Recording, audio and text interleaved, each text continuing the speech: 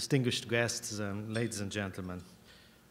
I'm a career diplomat, so my specialization is in generalities.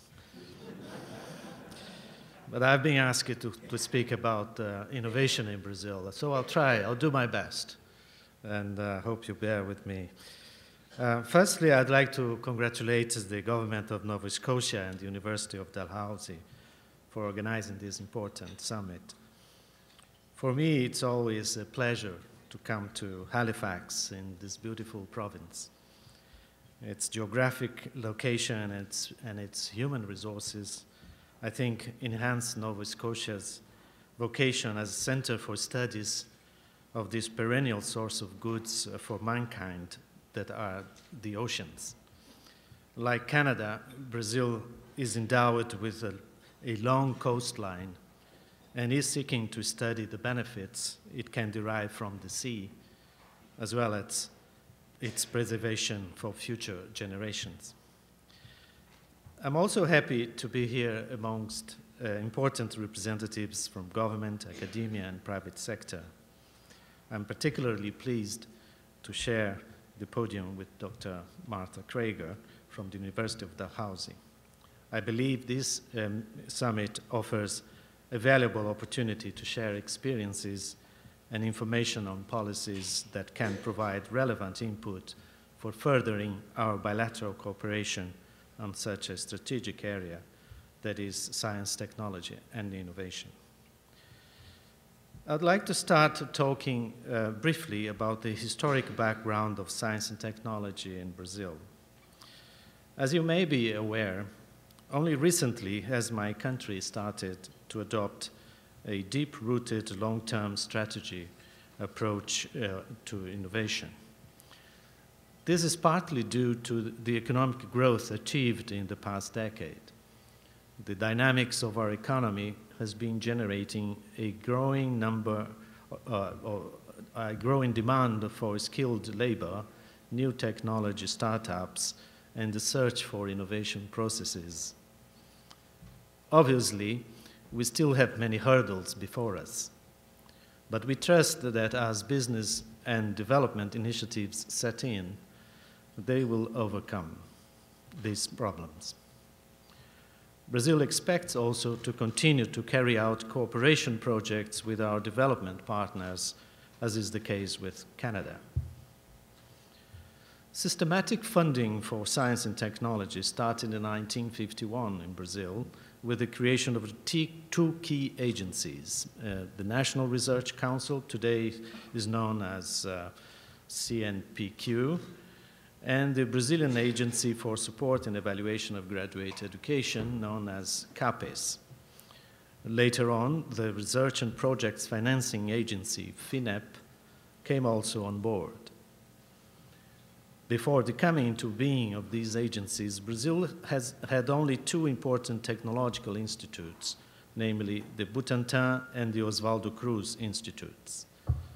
The then existing funds were mainly directed to academic research that would not necessarily yield innovation products. From the 50s to the 90s, Brazil underwent profound economic and political transformations. It experienced periods of high and low growth, of economic and political stability and instability, of openness to international cooperation and more inward-looking approaches. These ups and downs inevitably affected the implementation of public policies, including in the S&T sector. Until late the 80s, Brazil's economic and technological development was to a great extent dependent upon high import tariffs, following the theory in vogue then of industrialization through import substitution.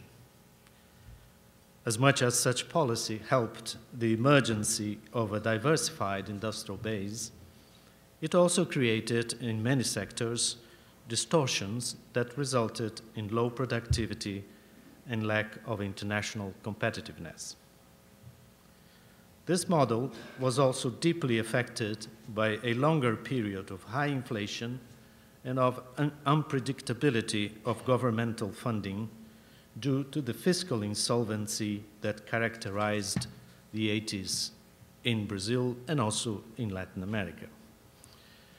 As a consequence, there were not sufficient funds or incentives for innovation. In the 90s, with the liberalizing reforms of the Plano Real, this model was fundamentally overhauled. The Real Plan tamed inflation and brought about much-needed fiscal and monetary stabilization. However necessary, these reforms were not deemed sufficient to build a sustainable framework for innovation.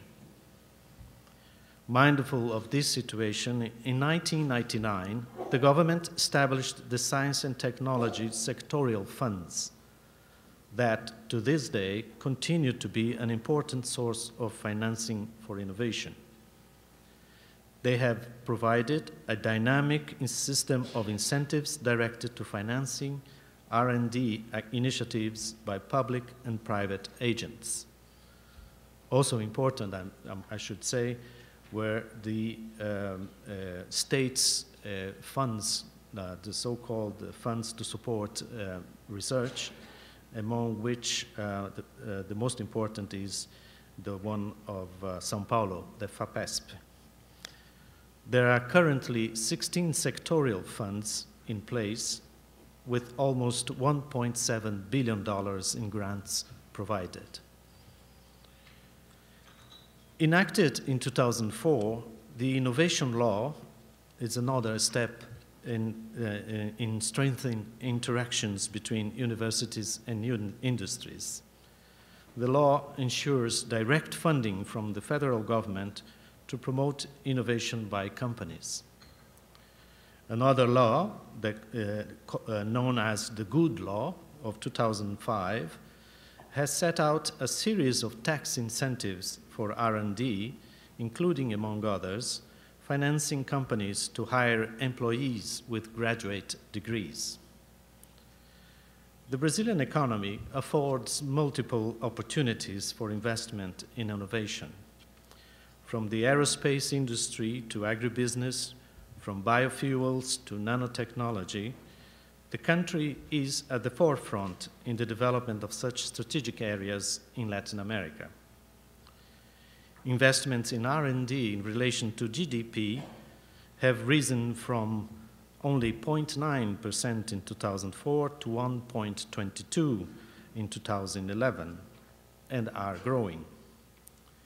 Foreign direct investment in R&D is also increasing, notably in computing, electronics, oil and gas, and pharmaceutical sectors. Moreover, Brazil ranks among the 10 leading countries in patent applications, 70% of which from local enterprises. Federal government has played a pivotal role in promoting innovation. Some major achievements by the public sector deserve to be mentioned. First of all, the Brazilian innovation system has been strengthened by the creation of more than 120 national science and technology institutes, which together receive annually more than $300 million for research in science and technology, engineering, and mathematics. In addition, 23 new institutes for technology and innovation focused on helping small and medium-sized enterprises were established. The most recent initiative was the setting up last year of the Brazilian Enterprise for Research in Industrial Innovation, known as EMBRAPI. It is an initiative that mirrors the successful experience of Embrapa, the enterprise we had in Brazil that fostered much of the successes we have in agriculture today. The new enterprise, will be tasked to assist corporations to develop new technologies, to offer new products, and to improve their international competitiveness. Embraer will receive up to $16 billion in 2013 and 2014 to trigger investments in new products. The priority areas will be oil and gas, biofuel, and health sciences. Since the federal government has developed a procurement system that, since 2010, the federal government has developed a procurement system that gives preference to enterprises that invest in or use local high technologies. The system is part of a plan designed to boost the competitiveness of the industry. It comprises the following elements: tax reduction for investments and exports, streamlining of the procedures for financing exports, improvements on the regulatory framework for innovation, incentives for small and medium-sized enterprises, improvements in the application of trade remedies, and fostering new technologies in the supply chain. The ever-increasing creative industries in Brazil, such as tourism, cultural industry, films, and sports, have also taken on new dimension. The sector generates between $80 to $90 billion a year. Although not considered part of innovation activities per se, the creative industries have been recognized as providing an important contribution for the promotion of equitable and sustainable economic development by the World Bank, UNCTAD, and the OECD. The OECD, by the way, has even adopted the term new forms of innovation to refer to creative industries. As we all know, human capital is of paramount importance for the development of innovation. In Brazil, there are over 2,300 higher education institutions with roughly 307,000 researchers currently working in private and public universities and colleges. Of these, 36% on a master's degree and 27% a PhD degree, a number 10 times higher than the one of 20 years ago. Amongst academic researchers in public universities, almost half of them have a PhD degree. One key aspect of the educational dynamics in Brazil is the number of Brazilian scientific papers published in specialized international journals. The country ranks 13th in the world in terms of scientific production. It is now ahead of countries with long scientific tradition. It currently accounts for 2.7% of international scientific output against only 0.44% in 1981. The program referred here by Dr. Krego, Science Without Borders, plays a pivotal role in this process. Launched in 2011, the program aims at promoting technological development, competitiveness, and innovation by training Brazilian students and researchers abroad. It involves spending up to $1.6 billion in funding 100,000 scholarships between 2012 and 16. By the way, I'm happy to see that a great number of these students are coming to Canada. Today they are around 1,800. 60 of them have come to Nova Scotia's universities and colleges. Right now, Canada is the fourth largest recipient of our students under the Science Without Borders program, only behind the United States, Portugal, and Spain. I believe we are on the way to attain the goal announced by the Governor General in his visit to Brazil last year, the goal of bringing to Canada a total of 12,000 students up to 2016. I would like now to briefly mention one of the key areas that not only is at the forefront of innovation in Brazil, but also offers great opportunities for cooperation for Nova Scotians: the offshore exploration of oil and gas. As you may know, in the last 2 decades, my country has developed cutting-edge technologies for deep-water oil and natural gas exploration. In 2008, large reserves were discovered at depths of nearly 6,000 meters below the ocean floor, an area known as pre-salt layer. This was possible thanks to technologies developed and applied by Brazilian engineers. A publicly traded company controlled by the federal government, Petrobras, is one of the leaders in deep-water drilling technology. With investments of more than $100 billion in the period 2009-2020, the company is venturing into exploring offshore oil and gas in the pre-salt layer of the seabed. It is a technological challenge that has vaulted Brazil into the top 10 in proven reserves worldwide. The first active field entered into operation in 2009. Exploration started in 2 other fields with estimated reserves of 12 billion barrels of oil. Official estimates show that the entire pre-salt area could contain reserves that exceed 50 billion barrels of oil. In view of the specificities of offshore oil exploration, Brazil changed its regulatory framework in 2010 to allow for more competition and investments from private companies. The low exploratory risk and high probability of oil discoveries have enabled the country to institute the production sharing model, whereby the federal government can either hire Petrobras to explore the pre-salt fields or auction them to private companies. This model has proven to be successful in other developing countries. The oil found is owned by the companies and by the federal government. This new regime updates the concession model still practiced for non-deep water oil reserves in Brazil, which involves high exploratory risk. In the latter case, the oil is entirely owned by private enterprises and the federal government receives royalties for it.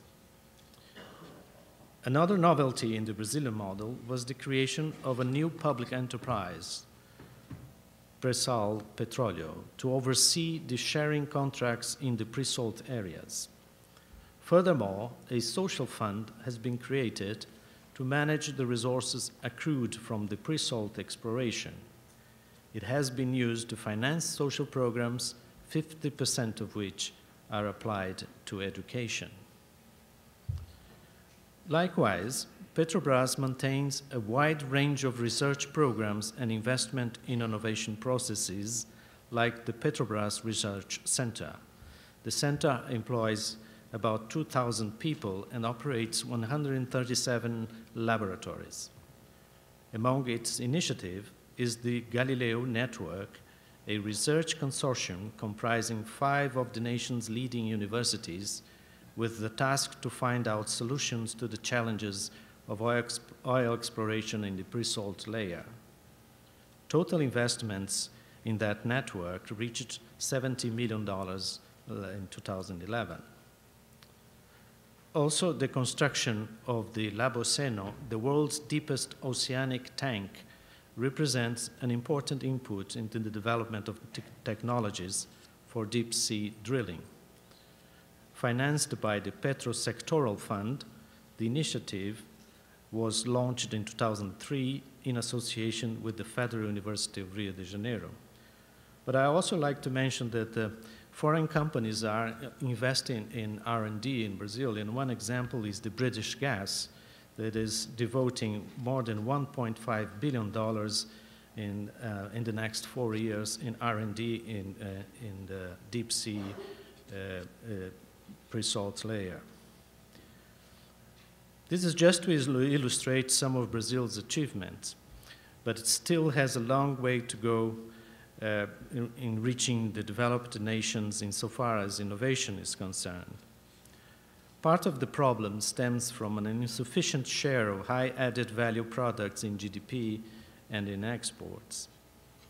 Coupled with that comes the relatively low participation of private sector, only 0.5% in investments in R&D, as opposed to 2.5% in OECD countries. Brazilians are conscious that if the country is to have a growing presence in world markets, it has to address some basic hindrances. First, increase the pace of economic growth and improve the technological content of its exports. Second, revert the shortage of skilled, highly qualified labor.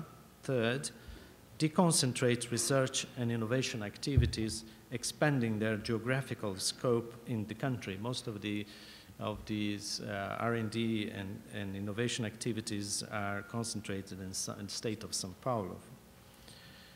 Fourth, increase the share of the private sector in innovation processes. And fifth, improve the performance of public and private education in Brazil, still well below the international average standards for science and technology. Among the measures taken by the Brazilian government to tackle the need for more prosperous capital-intensive economy that I have outlined above, I believe international cooperation features high on the planning board. We are glad to see that Brazil and Canada in this respect have taken decisive steps to become truly partners. In the wake of the signature of the 2008 Bilateral Framework Agreement on Science and Technology and Innovation, we have worked together to exchange information and devise common platforms of collaboration. The holding of the first meeting of the Joint Committee on Science and Technology and Innovation in Ottawa in 2011 opened good perspectives of bilateral cooperation in information and communication technologies, ocean technologies, health sciences, clean energy, and nanotechnology. As we are now looking forward to the next committee meeting in Brasilia in the coming months, I commend the efforts taken by both ISPT Canada and CNPq of Brazil to direct investments to pilot projects in some of the identified areas. I think Brazil and Canada we are both convinced that successful outcomes of this collaboration will be mutually advantageous. We have high expectations, for example, in ocean technology, an area of expertise of researchers at the Dalhousie University. Actually, I wish to highlight that thanks to the assistance provided by Brazil's Ministry of Science and Technology and Innovation, a National Institute for Ocean Research is being established in my country. The new institute is expected to foster research, notably in the areas of ocean and coastal observance systems and of prevention and reduction of disasters. We hope we can deepen our cooperation in those areas in strengthening our participation and partnership. For that, I believe that our countries can greatly benefit from the experience and the wealth of knowledge of the Nova Scotia's science and technology institutions. Thank you very much.